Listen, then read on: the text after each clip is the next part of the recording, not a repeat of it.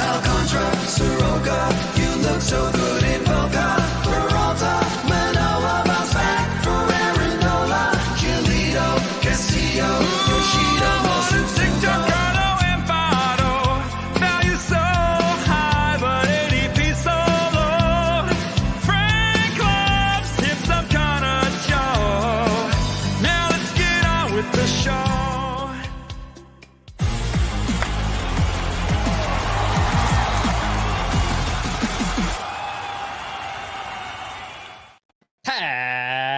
Happy Kokomo Friday and welcome into Fantasy Baseball today on March 25th. Frank Stampfl joined by Scott White and Chris Towers on the happiest of Kokomo Fridays. We are the champions. We did it. FBT won the 2022 Fantasy Baseball Podcast Bracket hosted by our buddy Baseball Pods on Twitter. Shout out to Derek Van Riper and Eno Saris of the Rates and Barrels podcast. Those guys are awesome, and it was an honor to be going up against them. Huge thanks to all of our listeners, supporters, and anybody who voted for us. This was our third year in the bracket, and we finally took it down. Scott, it has been an awesome year for you. I know Freddie Freeman is no longer a Brave, but if you think about everything in totality, the Braves, champions, Georgia, national champs, and now this. It's a big year. A lot of winning. This is the biggest of all, though. That's right. That's right. Chris, we are the champs. How you doing, bud? I'm good. I'm not used to winning things. I don't know how to react. I don't know what to do with my hands. No, it's cool. It's nice to be recognized for the work that you do. For sure. On the occasions that it happens. So I'll take it. Yes, thanks again to everybody who voted for us. Thanks to our buddy Baseball Pods for putting that on. And if you haven't, go back, look at the bracket. I encourage everyone to check out all the great podcasts. There are a lot. And of course, we want you to stick with us and watch and listen to all of our content. But there's a lot of great content out there. So we encourage you to check it out as well. I voted for Rates and Barrels. So you can't blame me for this. Don't blame me. I voted for Eno. We made such a strong case for them on the show yesterday.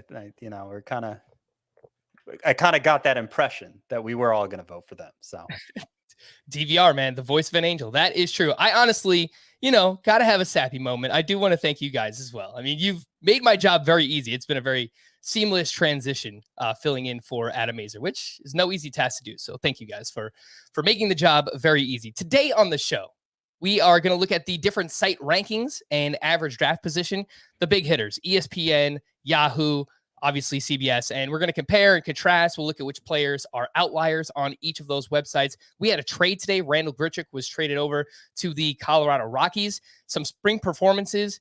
I read an article about Logan Gilbert working out with Jacob deGrom in the offseason, and I might be getting too irrationally excited about this. So I'm going to need Scott and or Chris to calm me down because I'm going haywire right now.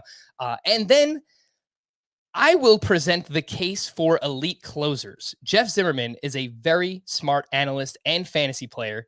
He slid in my DMs on Twitter earlier on Thursday, and he said, you guys are killing me with the elite closer talk.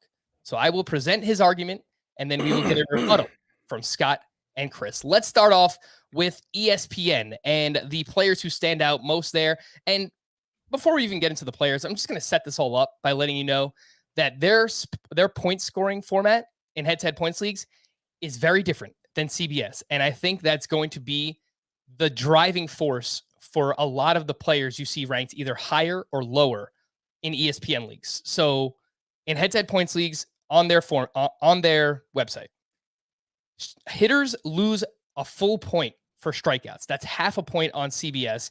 They only get 1 point for stolen bases. That's 2 points on CBS. So double whammy. I mean, when we talk about base stealers on CBS and how devalued they are in points leagues, that's with 2 points per steal. On ESPN, that's only 1. So they're devalued even more in that format. And then they're made next to worthless. I mean, basically the true base stealers, unless they make a ton of contact too. I don't know exactly where somebody like Whit Merrifield would slot. He may still be usable, but he's not going to be high end. Whit Merrifield, 71st ranked on ESPN. His ADP is 34.4, so he's actually much lower in their format. Yeah, it's not bad, but On the pitching side for them, you only get 1 point per inning pitched compared to 3 for CBS. You lose 2 points per earned run. That's -1 on CBS. You get one full point per strikeout for pitchers compared to just half a point on CBS. 5 points for a win, -5 for a loss, nothing for a quality start, no bonuses there. And then you get 5 for a save. So we were talking, Scott, basically this puts even more of a separation between, I guess, the elite starting pitchers, the haves, and the have-nots in this format. Yeah, I mean, if you're talking -2 points for an earned run as opposed to -1, and a full point per strikeout versus half a point for strikeout, yeah, I mean, there's so much separation between the legitimately high-end starting pitchers and everybody else. And so I even though they're only getting 1 point per inning, you know, their reward, they're kind of creating this big distinction at the position. And I think what they've done there with that scoring format is they've basically optimized it for like a 10-team league. They've built in scarcities for shallow leagues, and like they've eliminated the incentive to stream pitchers. But they've I'm pretty sure 10-team leagues are the most popular format at CBS from what I've heard. Yeah. Well, they've made it so they've really shrank the pool of usable players on both the hitter end and the pitcher end, so that if you tried playing in a 12-team league or anything deeper in that scoring format, I imagine it would be really frustrating. I get that every site is different and, you know, we're all independent. It's fine. You can have your own scoring system, but I kind of wish that there was just one uniform scoring system for head-to-head points leagues in fantasy baseball. It would just make talking about that format a lot easier. Like, you know, football is pretty standard across every website that you play on, basically. But baseball, it could be very different depending on which site you go to. So with all that being said, some hitters on ESPN that are much higher on that website. First overall, Shohei Ohtani. His ADP is 9.8 on Fantasy Pros, so that takes into account all the websites. He's first overall, and I believe you can get his hitting and pitching points together, even if you start him as a utility batter. So that's the only way that would make sense. I remember last year people were pointing that out to me, that on ESPN you get all of his points. You get his pitching and his hitting points, even if you just have him in there as a hitter. So, I mean, Chris, like you said, I mean, it would make sense that he's the first overall player if that's because this scoring format doesn't actually benefit him and the way he plays. He's fairly strikeout prone. He derives a decent amount of his value from stolen bases. So the scoring format itself doesn't necessarily benefit Shohei Ohtani, but if you can get both his hitting and pitching points at the same time, then yes, he's obviously the number one player. It doesn't really matter what the scoring format is. So I think that's what must be going on there.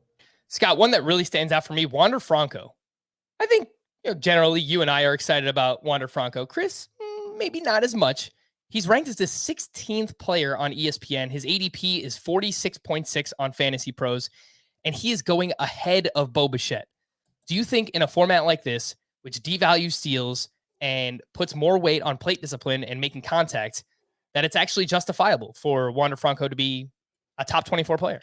Yeah, I think it is. I mean, you just look at our scoring format. I don't have per game averages for ESPN scoring format, but the thing that Franco does bet, like the thing we know for sure that he's going to do well is not strike out. He's going to put the ball in play.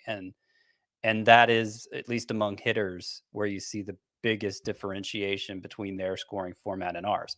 In our scoring format, where it's just -0.5 point for every strikeout, Franco last year as a rookie, so we're not assuming any more growth. We're just taking exactly what he did last year and assuming that's what he's going to be this year. Franco averaged almost exactly as many points per game as Corey Seager. Compared to Bo Bichette. Bo Bichette was 3.52. Wander Franco was 3.32. So not a huge gap there. I imagine if you factor in the difference in strikeouts between the two, it would move Franco's per game total ahead of what Bichette did last year. And again, that's assuming Franco doesn't improve at all in his second season. Chris, I know you had a bit of a take on Wander Franco before we started. Do you want to share that, or do you want to keep it to yourself? You're muted, bud. Should have lost the contest just for that. I don't know what the contest is. I don't think Eno Saris is ever muted. Oh, I'm just gonna start playing the Gallo Shallow song whenever honestly, it seems a little unfair to put that on me. Like Scott doesn't accidentally mute himself. It's happened a couple times. I think it happened twice one time in one day, but I think it happens more frequently with you, Chris. It does. Sorry, bud. Okay, well, you know what? I have memory problems. All right, I have attention problems. It's a thing.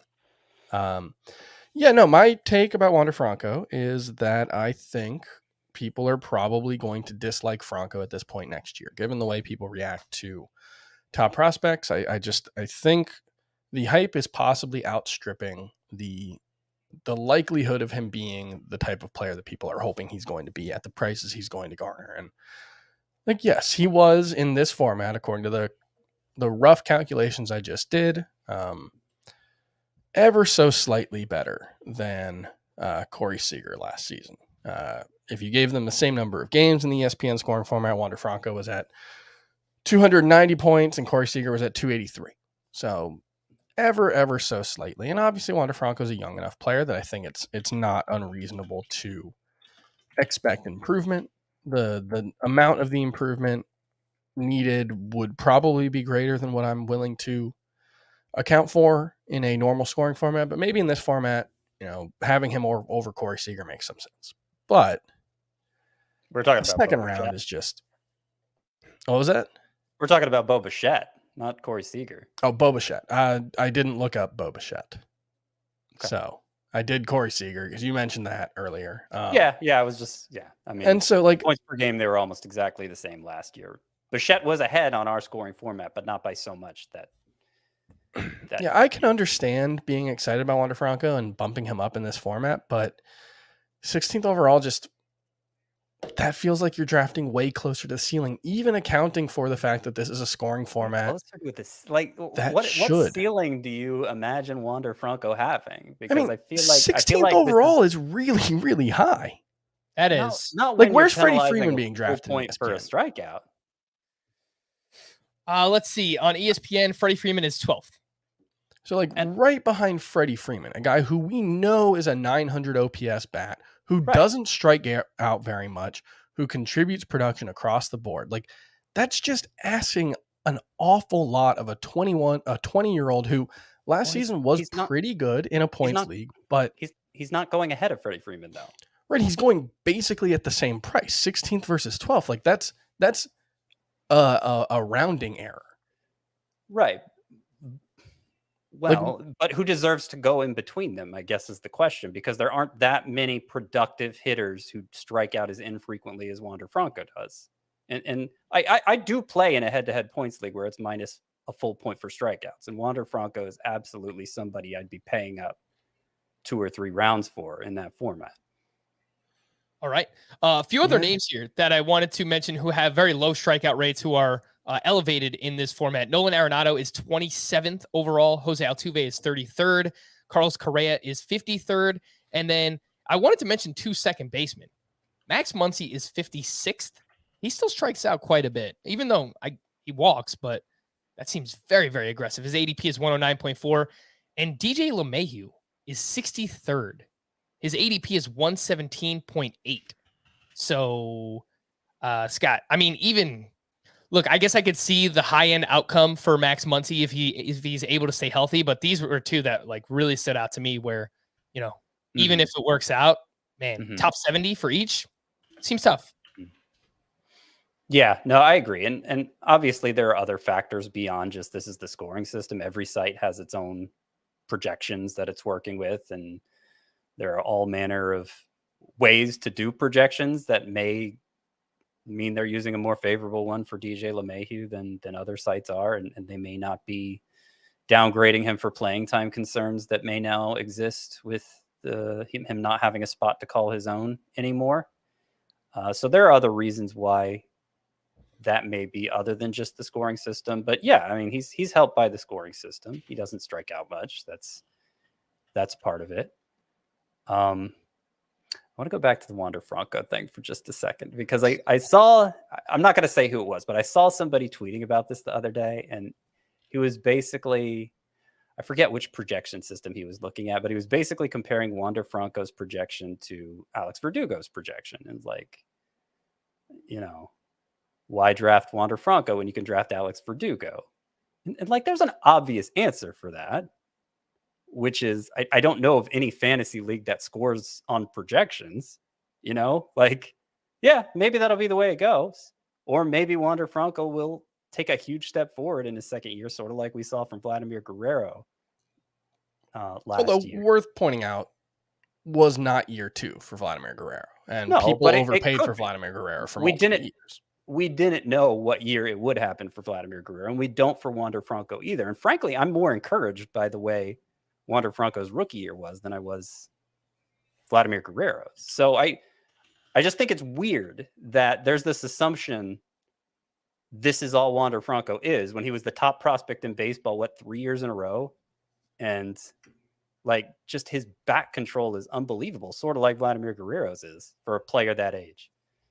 Yeah. I guess what I would say is, if you have to bet on an elite skill manifesting into elite production right away, or, you know, relatively soon, good bat control, mediocre, honestly kind of below average quality of contact was what Wander Franco had last season, or good bat control and elite quality of contact. Now, obviously, Vladimir Guerrero had things he had to improve. And I think, you know, overall, they were very similar as pre-breakout players, assuming that this is pre-breakout for Wander Franco. Vlad was a little worse. He was more like a high 700s OPS bat. Wander Franco ended up at 810. But it is worth pointing out that Wander Franco's quality of contact so far is pretty bad.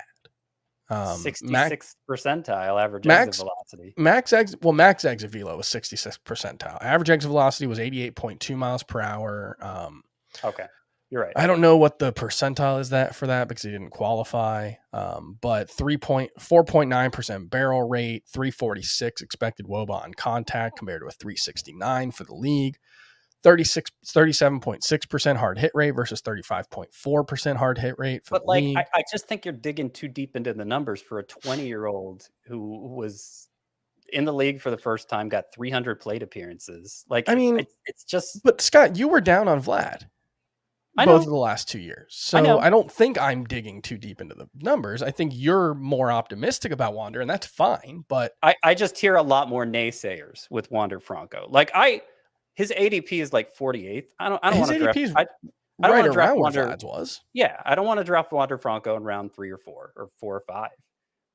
But 6 or 7, yeah, I'll shoot for the upside there. Like, once Corey Seager's gone, basically, I'm fine taking Wander Franco. But how many times have you drafted Wander Franco, given that perspective? None, because there's usually somebody in the league more excited about it. So that's what I'm saying, is that's why I think people are going to be frustrated with Wander Franco, because he's being drafted as if he's already there.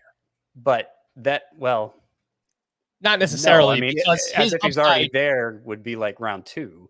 yeah, his upside is he Maybe. could be a first round player. He could make that leap. He is a hard player to project because his median projection is what you see on Fangraphs, and it doesn't look that exciting. It's Well, 290. it's not even 20 that. homers, 6 to 8 steals, something like that. But when you're a prospect of his caliber and you make contact as frequently as he does, you know, you can squint and you could see him taking Sure. a huge step forward. And, you know, he hits 25 plus homers, he hits 320, awesome counting stats, 10 plus steals. And if he does all that, you know, he probably is a second round player. So No, it's not necessarily, like, I can see why people are excited about Wander Franco. It's just, in my eyes, it's a lot of projection and not a lot of the act. Like, it's not that I think Wander Franco is going to be a bad hitter this season. It's not that I think he's going to be a bad major league player. I don't think his skill set is going to be particularly conducive to fantasy production right away. That's my concern, is that I don't know if he has the over the fence power. I think he's being projected as someone who might steal And I think it's entirely possible Wander Franco's like a non-factor in stolen bases, at least relatively speaking. I think that there's a better chance he's a 5 stolen base guy than he is a 15 stolen base guy. And his steals were part of his game in the minors, so maybe that's baked into his projections a little bit. But he was a really, really inefficient base stealer in the minors. And it's the Rays. And they're not going to let a guy who runs at 65% success rates, which would be a 10 percentage point improvement over his minor league career. They're not going to let that kind of guy run, even if it's a top prospect. And he was not great against righties last season either. He had a sub 700 OPS against them. So Are we really nitpicking what a 20-year-old did? Like for a Yes. 20-year-old, what he did was unbelievable. yes, but like, well, no, what he did was really good. What Juan Soto did. It was Juan Soto like, yeah. No, Juan Soto was so much better than Wander It Franco. was second to Juan Soto.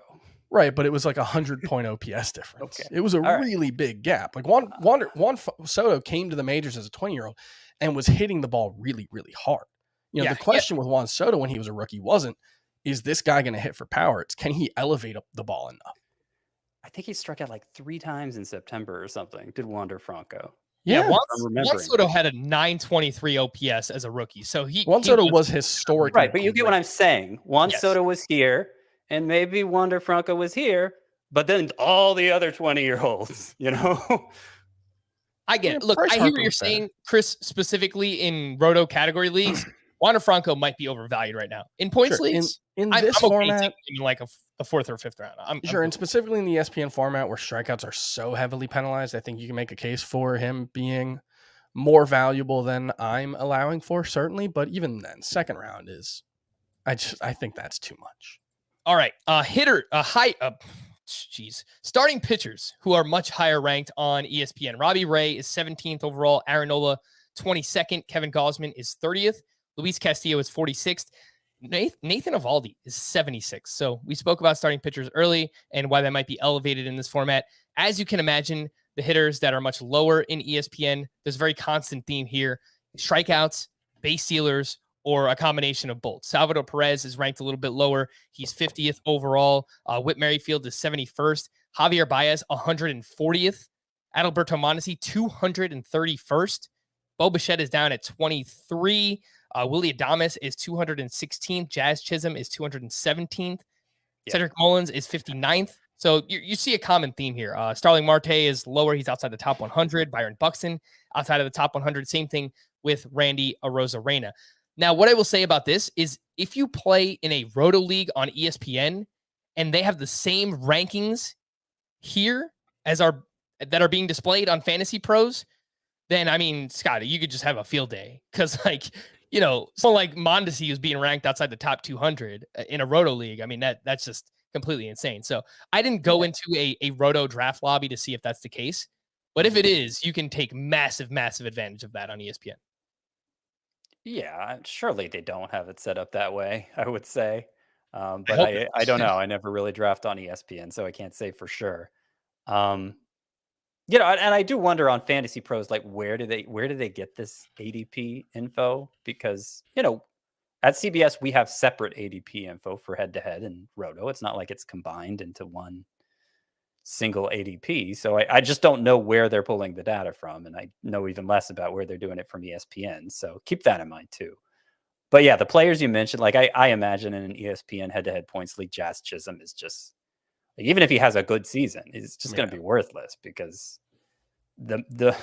he's going to strike out a ton, and a big part of his value is stolen bases. And Javier Baez, I'm surprised he's not even lower than you mentioned, Frank, because what'd you say, like 140th overall?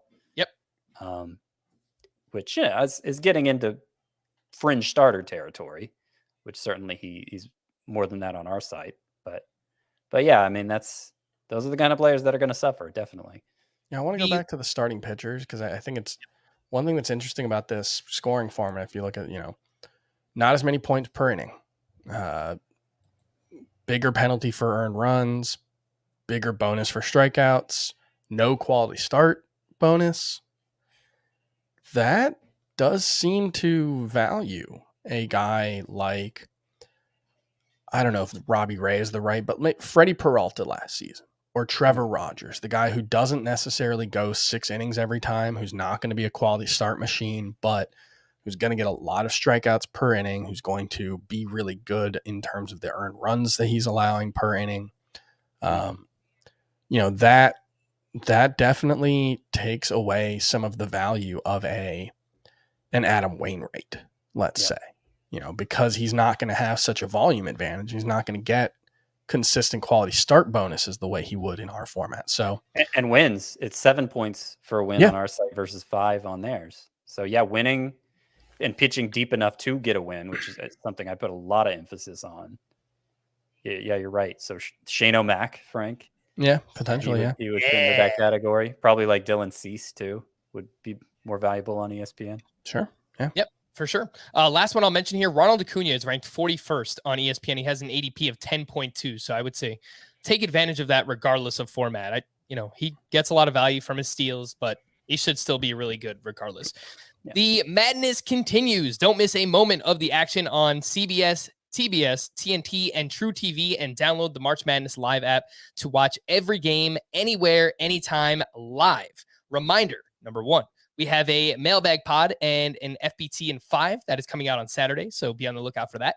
And our second reminder, we are now accepting your FBT Podcast League submissions. The 12-team head-to-head points league draft will be this coming Wednesday, March 30th at 9 p.m. Eastern Time. We also have the For the People League, which is a 16-team head-to-head categories league. That draft will be the following Tuesday, April 5th at 8 p.m. Eastern Time. Remember, send us something creative, a song, Photoshop a picture of us. We've already got some great submissions on Twitter. So somebody fulfilled my request of the Kokomo thing, except it's the weirdest thing one of the weirdest things I've ever experienced on social media. Someone sent us this picture and I look at it and it's a picture of Frank and it's a picture of Scott. And then it's a picture of this guy I went to college with named Eric Feldman. What? So apparently if you Google me, one of the results that comes up is my LinkedIn page. But for some reason, the image that comes up when my LinkedIn page is indexed on Google Images is this guy I went to college with, who I may have seen him once in the last decade. Actually, no, that would have been 2012. There's no way I've seen him in the last decade. Nothing against Eric. We worked at the college newspaper together, but this person sent me this image and I'm just like, how did this happen? It took me like 15 minutes of like some sleuthing to figure out what would have happened there. And he's also a bald guy, so I guess I can see, but he's much skinnier than me. But it was just so weird to see this face of this person that I've just like have not thought about really in such a long time. I don't know why that happened with my LinkedIn page. Yeah, I saw it and I was like, is that even Chris? I don't know. Who is that person? I don't know. Like, wait, that's Eric from college? I don't know. I haven't been in college in such a long time. We actually got another great Photoshop of, it looks like a I can't believe it's not butter commercial, but it's I can't believe it's not buttery, and it's Scott, it's Chris, and there's some Michael Caine in there. My face is kind of embedded in some toast. So people are getting creative already. So we're enjoying it. So Photoshop a picture, make a poem, create a t-shirt design, or just tell us why you deserve to be in the league. Email your submissions to fantasybaseball@cbsi.com. Put FBT Listener League in the subject line, and please let us know which draft you could be in, because we're going to broadcast both of them, and we have to make sure that you're actually there and you're on time so everything can work out smoothly. We're going to take a quick break, and when we return, we'll get to Yahoo rankings and differences here on Fantasy Baseball Today. All right, so let's take a look at Yahoo, and a reminder here that mostly head-to-head categories and roto leagues on Yahoo. I went to their mock draft lobby. I clicked on every head-to-head lobby that I could find. None of them was a points league. So I don't even know if they do points leagues, but it looks like they're mostly head-to-head categories and roto, as I mentioned. Very liberal with position eligibility on Yahoo. Austin Riley, Chris Bryant, Kyle Schwarber, and Lourdes Gurriel, they each have first base eligibility. Mookie Betts has second base. Wander Franco has third base. Adalberto Mondesi has shortstop. And Franmil Reyes has outfield eligibility. Another one here, Chris, The DJ joke LeMahieu. we used to make with when I was doing baseball was that if you've thought about a Basketball. position or basketball, that if you've thought about a position, you will be Right. eligible there at Yahoo. Seriously, yeah, it's crazy. I mean, again, I kind of like it, you know. I don't I know. don't. I mean, I think don't at all. it takes away from the strategy of having to make decisions and position Yeah, who scarcity. likes and- decisions? Just come make a lineup full of utility spots. Exactly. You're probably one of those people who wants to eliminate tight end in fantasy football too, don't you? No. Gosh, those people are come on. I mean, you're The- trying to make the game too easy at this point. The honestly, one of the main things that distinguishes fantasy baseball from fantasy football to me is that there are so many positions that you have to account for, and so if your eligibility rules are too broad like that, then you're kind of removing one of the main appeals of the game. I feel like I'm just putting agree. myself down as pro wackiness in general. I liked wacky races with the little dog. So yeah, no, I'm just pro Snake wackiness. ring dog. Yeah, That right. dog's He's like, name? Yeah. Oh, look, Frank, you're too young for that one, but that was a very good impersonation of this dog. No, I think I know who you're talking about. Dirk Dastardly, was that the bad guy in that? I think This was I a know who you're talking Hanna-Barbera about. production, right? I'm definitely making that into a GIF or a short video, something like that, because that was great. Anyway, let's talk about the players that are Dirk higher in. Dastardly and Muttley, and the dog is going like this, right there. Look it up, folks. Are we good to go? Are we good to go? Players who are ranked higher on Yahoo. DJ LeMahieu, again, I don't like. Maybe we're just too low on him. That's what I'm learning here. His ADP is 117.8.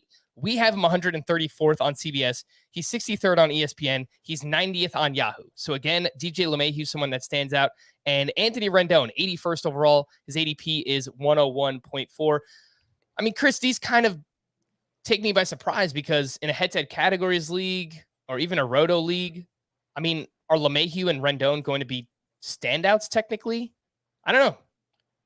Yeah, I mean, one thing is, depending on how the projection systems work, a lot of the default rankings on sites are based on projections, and it's not hard to see how DJ LeMahieu and Anthony Rendon could be standouts in projections. If you're projecting them for full seasons, they were really, really good the 2 seasons prior to last year. So, if you're not overweighting last season, both of those guys look really good. And I started out the process with Anthony Rendon right around 81st. I was, I've moved him down since then, but I certainly believe there's bounce back potential for both Rendon and LeMahieu. I'm more optimistic about Rendon because his quality of contact in the past has been much better.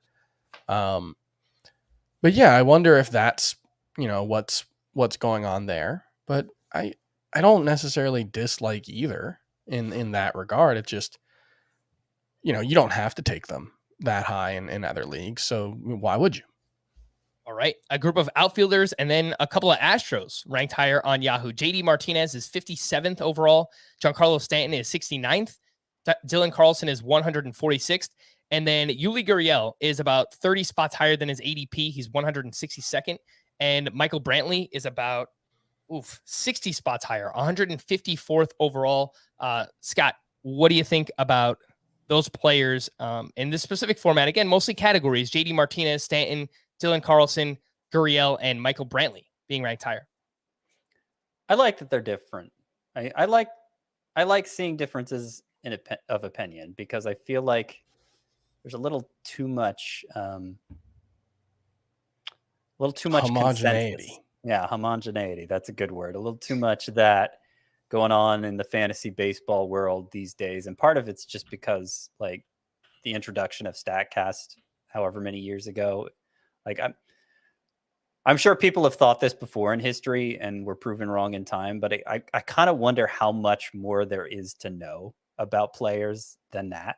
Like how much better can we evaluate players than we currently are? But it's still predicting the future, right? So you're still going to get things wrong a lot. And like you could definitely, I think originally I had Yuli Gurriel and Michael Brantley ranked much higher. And I just kind of was like, well, nobody's drafting them that high. It's kind of silly to rank them that high, I guess. So I moved them down closer to consensus. Ergo, the homogeneity. Yeah. Well, I mean, sure, but that's That's how I've always operated. Yeah, no, and I mean, when I saw this, one of my thoughts was like, this looks kind of like my rankings before I get shamed out of ranking injury-prone players too high. So like that, it could just be that there's a less of an injury penalty in their projections or something like that, because a lot of these guys have playing time concerns for one reason or another. And if you're projecting Michael Brantley for 550 plate appearances, he's probably going to finish this high or maybe higher because his batting average is going to be so good. So yeah, it's nothing. It's not necessarily that I dislike them, and actually, I think Yuli Gurriel's probably ranked more appropriately here than he is elsewhere, and that's including my own rankings. I probably have him too low. There's just a skepticism around him because of his age and his skill set and the lack of power there, but like, he's going to hit for a good batting average. He's going to have a bunch of counting stats. Yeah. Well, this is kind of what I was talking about too, is like, I understand why you'd rank Yuli Gurriel lower than where he fits in the projections, because I feel like he's pretty projectable as much as you can say for a guy that age anyway. Yeah.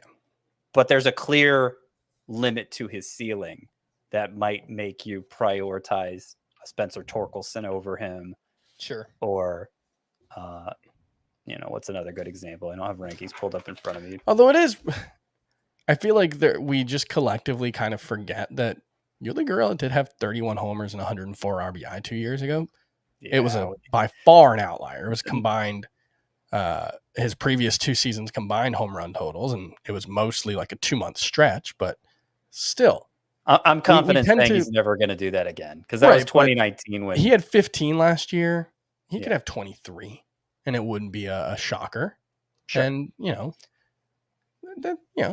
there's room. It sort of highlights the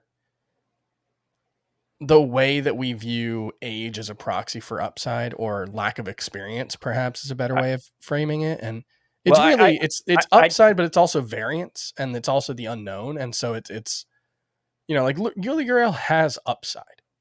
It's just you can't talk yourself into a huge season the way you can with Spencer Torkelson. Like, it's easy to talk yourself into Spencer Torkelson being one of those rookies that hits 275 with 30 plus homers and 100 RBI. You can't really do that with Yuli Gurriel. But that doesn't mean it's realistic, or that his realistic upside is higher than Yuli Gurriel's.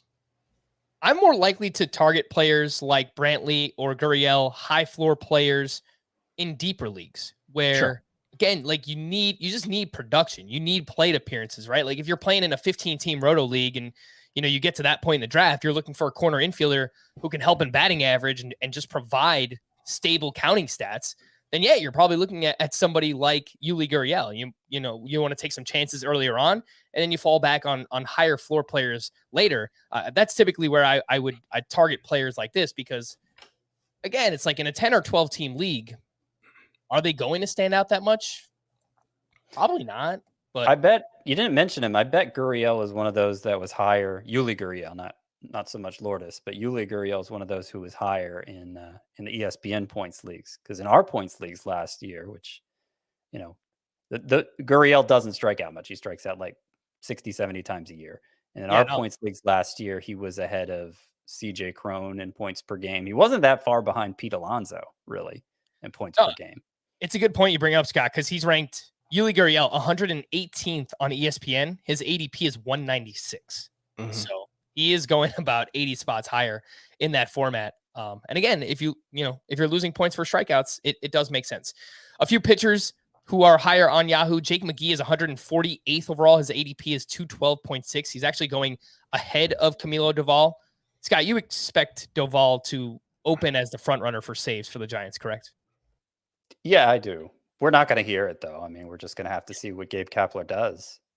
Mm-hmm. But and that seemed like the Giants beat writers were all hyping him up as the closer toward the end of last year, and obviously he was getting all the saves down the stretch. And then Devin Williams, he goes about 80 spots ahead of ADP on Yahoo, 197th. And a lot of these fringe closers, the Joe Barlows, the Dylan Floros, basically the Scott range of closers, those are all propped up in Yahoo leagues, which I think makes sense because Well, based on head-to-head categories, you and or I relievers in your lineup. think the default lineup in Yahoo is 3 starters, 3 relievers, 2 pitchers. So at least I did one the other day that had that, and I didn't see that it was a special category or special format. So, that could be part of it too. I joined a mock draft lobby where it was 2 starting pitchers, 2 relief pitchers, and just 4 pitcher spots. So I don't know. I guess that's what I'll go with there. Players Yahoo is lower on. We'll quickly run through these. Willie Adames is 165th overall. Marcell Ozuna is 190th. Seiya Suzuki is 192nd. And then 3 pitchers. Sandy Alcantara 53rd. Logan Webb 98th. And Scotty, Ranger Suarez 199th. Mm-hmm. Honestly, I could see taking advantage of all 6 of those discounts. Adames, Ozuna, Seiya Suzuki, Alcantara, Webb, and Ranger Suarez on Yahoo. Yeah, I agree. Yeah, I think that's just that's less to do with scoring format than just preferring different things in player evaluation. There are naysayers about Sandy Alcantara out there because he doesn't have the big K per 9 rate. Of course, usually you're not scoring K per 9, you're usually scoring total number of Ks, and he's going to throw a ton of innings. And we think he has strikeout upside that he hasn't demonstrated yet. And then, of course, Ranger Suarez, relative to where we normally draft, the kind of pitchers who are going where we normally draft him, he doesn't have as much K per 9 potential either. And so I think whoever does the rankings for Yahoo, whoever projects for Yahoo, just maybe has a bias against that. And I'm not saying, I don't mean the word bias like they don't know what they're talking about. It's just they value different things in players than maybe we as a whole tend to. All right, let's get to the players that are ranked higher on CBS. And no surprise, I mean, these are players that we've been talking about all offseason because I'm pretty sure it's either using our consensus rankings or just how we draft. And typically we are drafting these players higher. So Rhys Hoskins, Brandon Belt, and Luke Voit, those 3 at first base. Austin Riley is 31st on CBS, and his ADP is 41.2. So I think Scott might have contributed to that one a little bit. Josh Donaldson is 143rd. Corey Seager is 48th. Willie Adames is 116th. We are far and away the highest on Willie Adames, just basically in the industry. George Springer, 45th overall. I see you, Chris. Kyle Schwarber, 94th. The Beefcake, Marcell Ozuna, 142nd. And Joe Adell, 195th. So, look, again, Chris, we talk about these players all the time. But, yeah, those are the ones that we are ahead of the entire industry on. Yeah, and we've made our cases for all these guys. I don't think you need to hear them from us again. If you do listen to any episode of this podcast, and you'll likely hear us talk about any one of these guys. Yeah, our projections are part of the draft room, or our rankings are part of the draft room for CBS. You can go up and select CBS average, which is all 3 of us. You can do projections, or you can do any of whichever one of the 3 of us are your favorite. Hopefully Chris Towers. And yeah, if, we're all higher on some of these guys in terms of the consensus between the 3 of us, like Willie Adames or Corey Seager, or it's just in George Springer's case, like I'm much higher. So I'm sure that plays a part in that as well. And then the projections are part of it too. But yeah. You're not going to hear me disagreeing with any of these because I play a part in why all of these are higher. And I imagine you picked out the sample of names you chose there, Frank, were ones that are personal to us. These are just the ones that I went position by position. These were just the clearest outliers in terms of CBS versus ADP. Because I've seen some on CBS that are like way on the opposite end from us too. And the default view in the CBS draft rooms is projections, which we have nothing to do with. Somebody else does those. But as Chris pointed out, you can change from the default view of projections to each of our individual rankings, and maybe a lot of people are. Maybe a lot of people who draft on CBS listen to us, and so they're just naturally pulling those guys up from where they may show up in the default view, which is projections. So I just want to mention that too. As a quick aside, if you're doing a draft this weekend or over the next couple of weeks on CBS, as soon as you enter your draft room, please please toggle off of the projections to anything else that Chris mentioned. If you Well, want that's not drop just down ours. menu.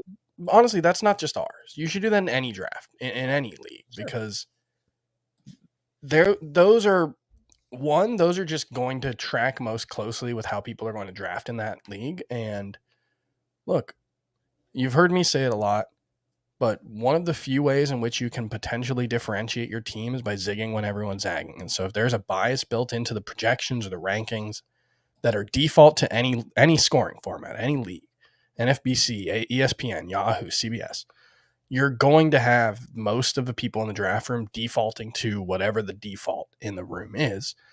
And if that means that one version, if whatever scoring format you're on is inherently higher on pitchers or hitters, that means that there are going to be values available when you're going away from the default. And so I think that should be the way you look at it all the time, no matter what. And just not to give ourselves too much credit, but I think rankings from the quote unquote experts or analysts will probably give you a better path through the draft than the projections, because like Scott was talking about, the projections, when you're talking about median projections, you're talking about the most likely outcome or some weighted average of the most likely outcomes or however. And so you're going to have situations where people are higher on Logan Webb in a way that the projections may not account for. Maybe those projections will be right, but you're also going to miss on a lot of things. And drafting by projections, it's an easy way to finish in sixth place. Drafting the most likely outcome every time is the easiest way to finish in sixth place in your league,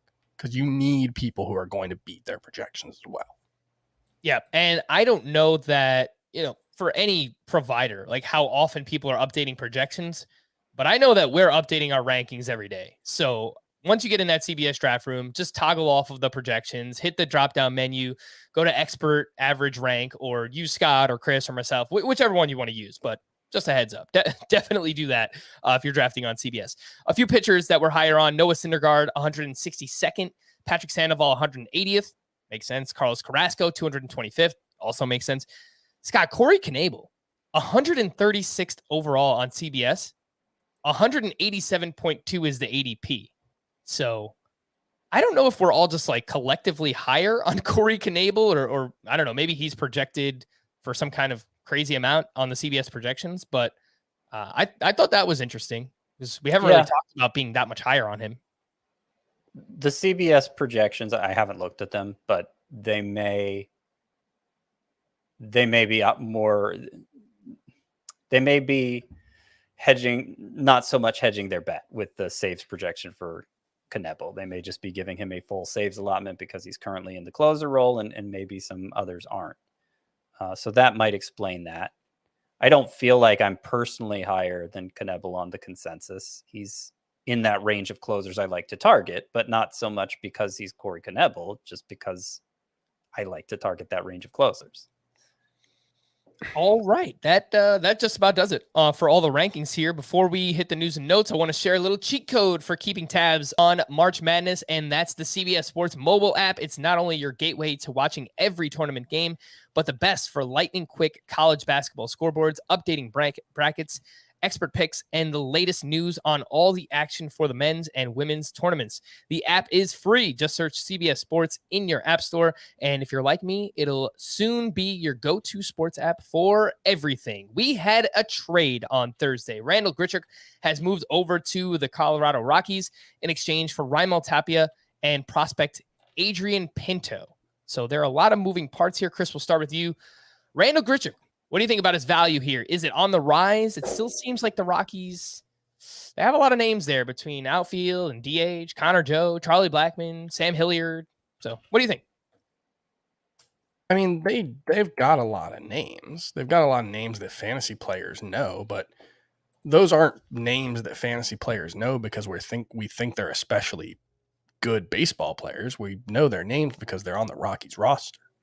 And that means they get to play half their games at Coors Field. And I'm not going to say Randall Grichuk is so much better than all those guys for sure, but I am going to say that I feel very confident he's going to play a lot more than those guys, or at least he's got much more of an assured role than someone like Connor Joe or Sam Hilliard or whoever else we might be talking about. And so he's got a decent salary. He's making $9.5 million this year, I'm pretty sure. They traded for him. So I'm going to go ahead and say Randall Grichuk is going to be in the everyday lineup. And maybe he'll just be so bad that it won't matter and he won't be an everyday player. But the Rockies don't tend to adjust for course field factors in how they view players. I don't want to disparage an entire organization, but I'm going to go ahead and say the Rockies are not the most analytically savvy or well-run franchise in baseball. They very well may be the worst in both of those regards, depending on who you ask. We just always rip the Rockies. I mean, rightfully They so. deserve it. That's true. They do. This is a really poorly run franchise. That's fair. Randall Grichuk is going to play every day. And playing half his games in course field, I'm not going to say he can be better than Chris Bryant, but it's a similar situation to Chris Bryant where he's a good enough hitter that the floor and the ceiling just got much, much higher. And 275, 30 homers, 190 combined runs and RBI, that's well within the realm of possibility. And that might be in the fat part of the curve for Randall Grichuk's outcomes. So this is a big deal for his fantasy value. I don't think it would be an overreaction to move him into the top 40 outfielders in both points and roto. Whoa, top 40. All right. I saw a tweet from, I think it was Rasball on Thursday that they moved him up to, I think, 39th in their outfield projections. That is what I was thinking of. Yeah. Wow. So the ADP for Randall Grichuk is 340. He's made more contact the past couple of seasons, which That's what I was going to point out. Yeah. That's something that bodes well for Randall Below Grichuk. average strikeout rate each of the last two seasons. Yeah, he's not a big strikeout guy anymore. We know he has over the fence power. So if it's not going to be a Sam Hilliard situation. And I think, honestly, I think this trade was all about Sam Hilliard. I think it was about getting somebody who they felt comfortable playing center field, who wasn't going to be just like a complete zero on offense. Their general manager, Bill Schmidt, the first thing he is quoted as saying here in the write-up on the Rockies official site is, we've been looking for another power bat, and I think we acquired one with Grichuk. The second thing he said was he can play center field. And so part of that calculation is I think they do want Connor Joe in the lineup, because remember, they were talking about maybe we can play Raimel Tapia in center field. I think they wanted Connor Joe in the lineup more than Sam Hilliard all along, and I think acquiring Grichuk allows that to happen, because now they're not as stretched in center field as they would have been, if they were going Tapia and Joe in their outfield. So I think it's good news for Grichuk, as Chris already covered. I hadn't considered moving him all the way up to 40. I just moved him up to 37, right ahead of Hunter Renfroe and Jorge Soler.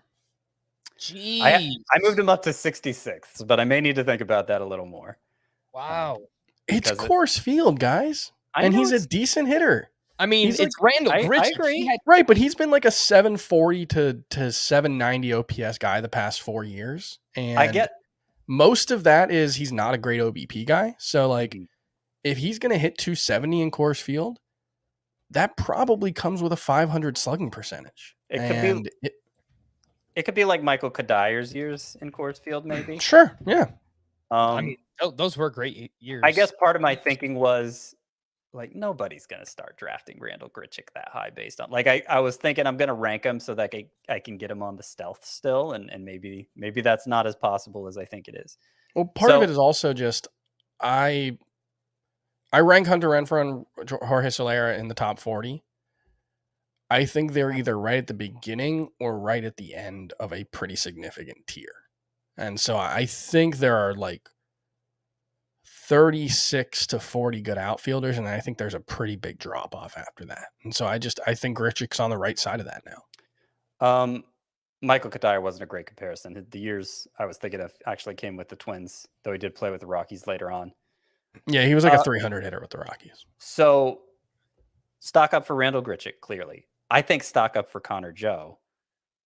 I also think stock up for Alejandro Kirk. As we were talking about on yesterday's show, why couldn't they just make him the full-time DH? Randall Grichuk was the main other hitter who was interfering with that.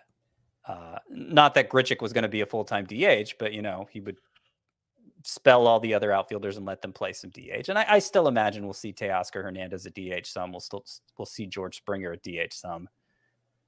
But I get the feeling Alejandro Kirk's going to be the primary DH. Like that's part of the plan here for the Blue Jays is to clear Grichuk out so that they can get Kirk in. And that is exciting because he's a catcher eligible player with a contact rate like Yuli Gurriel and exit velocities like Bryce Harper. So yeah, not saying he's going to put up Bryce Harper numbers, but definitely want at bats from that, especially as a catcher eligible player. And one other thing is there's been a lot of speculation even before this trade that Randall Grichuk might not be vaccinated.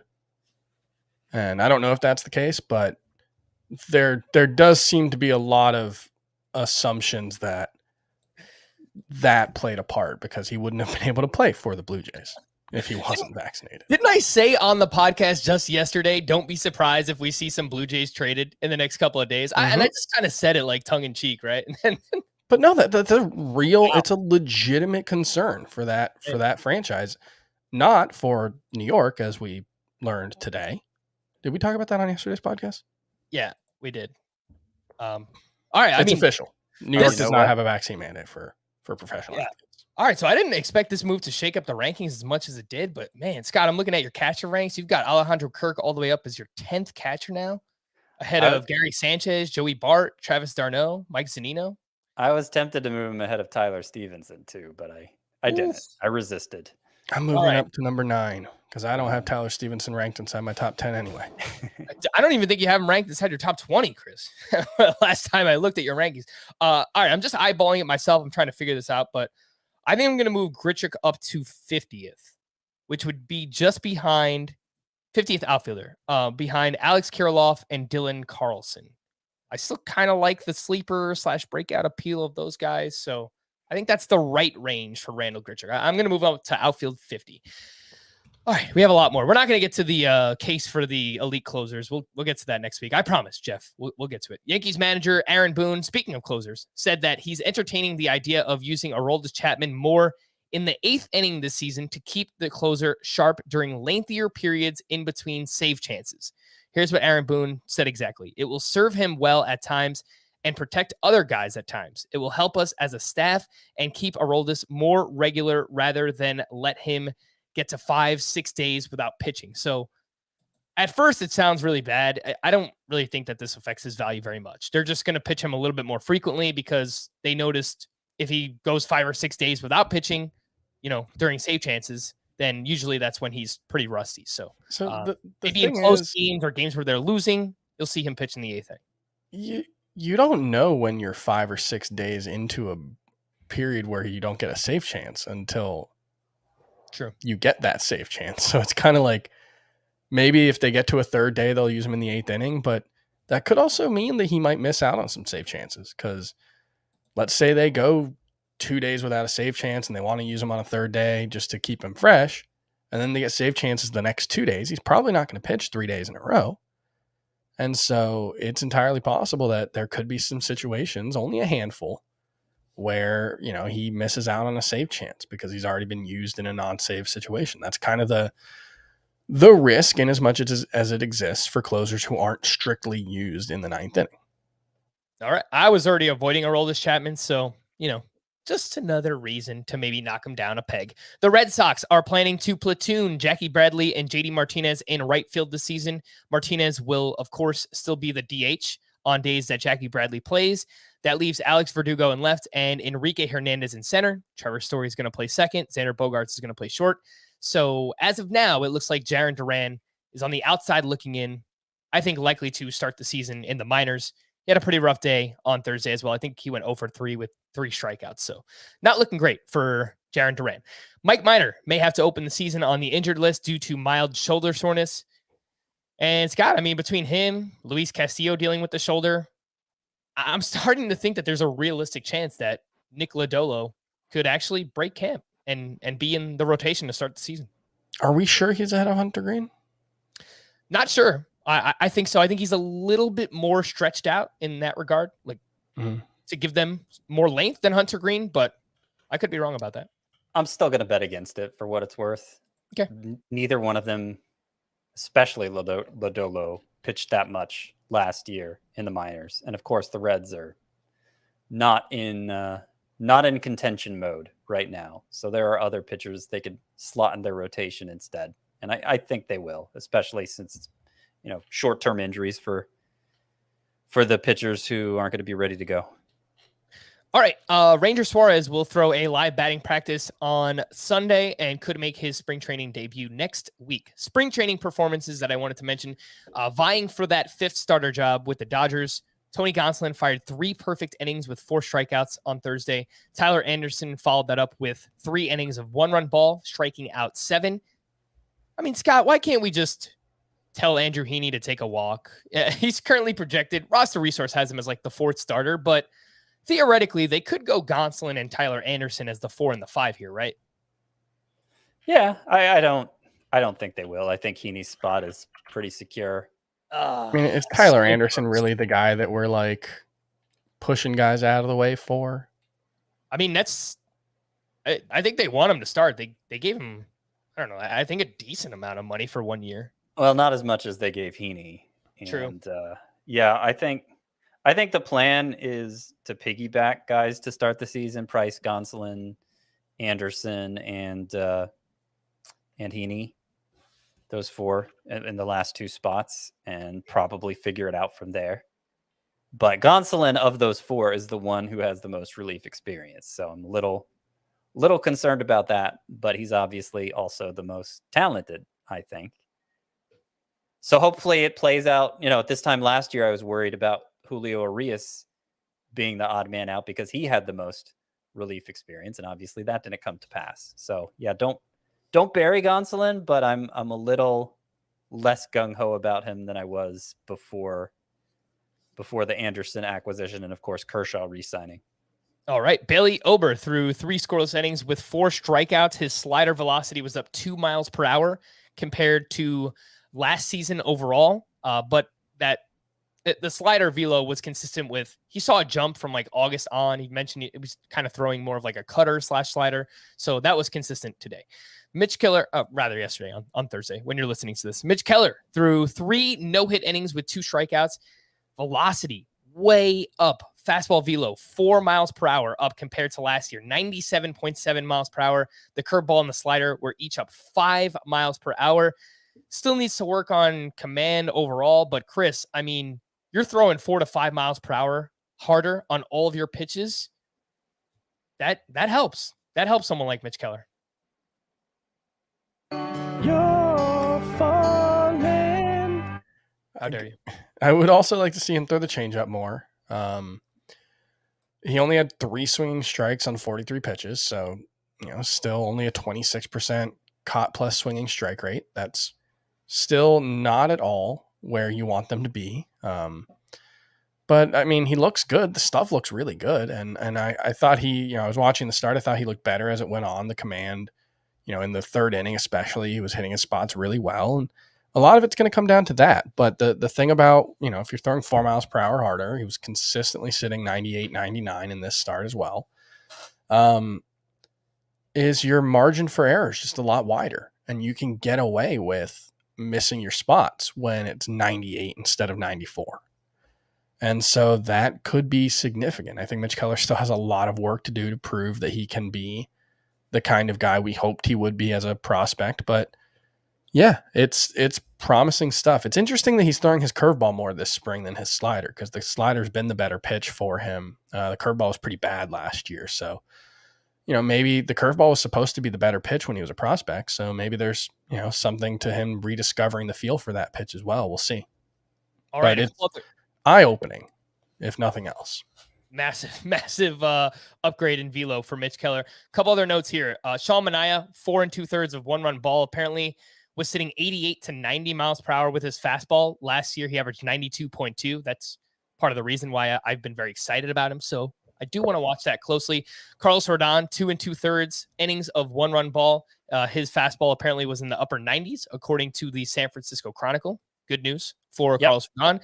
Bobby Witt Jr. blasted his 2nd homer of the spring, and it's going to be hard for them to keep him down. So if he's playing this well, we very well could see opening day Yeah. the timeline there for Bobby Pencil him in. I'm almost 100% on Bobby Witt being on the opening day roster.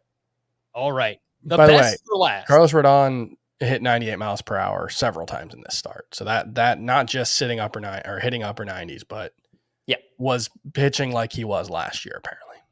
Best for September last year. Yeah. Logan Gilbert threw 3 innings of 1-run ball with 6 strikeouts. No StatCast for this game, but there was a very interesting article that came out from Daniel Kramer of MLB.com. And apparently Gilbert worked with Jacob deGrom during the lockout. They have the same alma mater, Stetson University. And what did he learn? Here's what Logan Gilbert had to say about deGrom. He throws everything glove side. That's a focus for him. I'm trying to incorporate that more in practice in bullpens. So I feel like that helps. We're both on the first base side of the rubber. So everything is in the glove side lane, which is the hardest thing to do with the extension out front. So if you do that, you can go to any side of the plate. In addition, Logan Gilbert said that he's throwing a firmer slider this season compared to a sweeping slider, which he threw last year. And he's also throwing his curveball harder this year than he did last year as well. And with all this, I mean, Scott, I'm ready to go gung-ho. I already liked Logan Gilbert. I want to push him inside my top 30 starting pitchers. Talk me off the ledge here, Scott. Talk me off the ledge. I mean, here's the thing. Logan Gilbert has a ton of upside. And if his slider, if he's made that into more of a weapon, he has that much more upside. So I don't want to talk you out of upside, I would rather there's a lot of upside at starting pitcher, especially because there's so many starting pitchers. And I prefer upside targets who've are already shown they can be successful at the major league level, like Shane McClanahan, another one you like. But Logan Gilbert isn't cheaper. Yeah, he's not being drafted in that range. So I think I would still keep him behind that group. But no, I mean, how am I going to argue against him as a breakout candidate? Of course he could break out. And of course you like to hear things like this from somebody who you already have a lot of hope for. He feels like a really intimidating pitcher to go up against because he's so big and he's got massive extension on his pitches. His release point is 7.5 feet off the pitching rubber, I think is how that's defined. You usually see guys below 7 feet. So those fastballs, I mean, he throws 95. Those fastballs probably feel like they get on you even harder than that. So it'll be interesting to see. I want to see him throw more of the secondary stuff. He was basically just fastball, slider. The changeup and curveball were 18% or 16% usage total. Changeup was really good last season when he threw it. So there's a lot to like about Logan Gilbert as an upside pick. Yeah, as I mentioned multiple times, if you just look at all of his pitches individually, they worked. But for some reason, it just didn't work collectively, when he was on the mound. So there was inconsistency from a start-to-start basis, which is acceptable for a rookie starting pitcher. But, you read something like this and you see how well he's pitching so far in the spring. You don't want to overreact, but you also don't want to miss out on a potential breakout candidate. So lots to like there with Logan Gilbert. And we're going to wrap there. Scott and Chris, I am Frank. Thank you all for listening and watching Fantasy Baseball today. We'll be back again on Monday. Bye-bye.